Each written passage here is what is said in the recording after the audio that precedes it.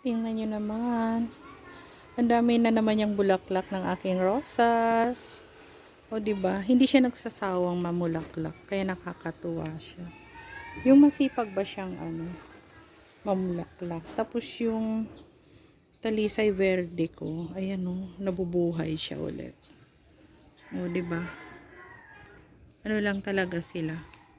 Pasyal-pasyalan paminsan-minsan. Tapos kausapin mo. Ako kinakausap ko yung mga halaman ko eh.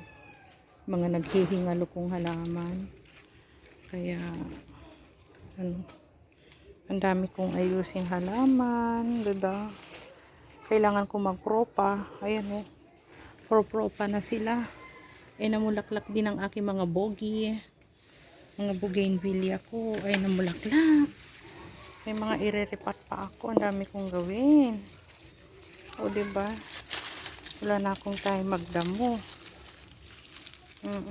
Dami kong gagawin talaga na bagay-bagay.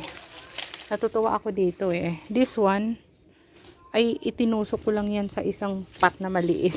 Kaya I need to transfer. But ang ganda ng bulaklak niya oh. See? Ayan. Oh.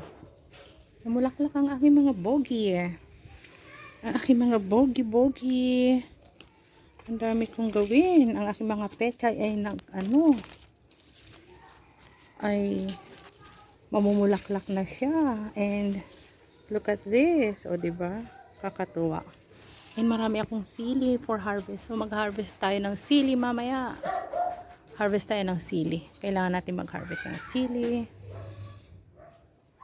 Yan ang aking mga halaman. O diba? Nakakatuwa sila. Thank you, thank you.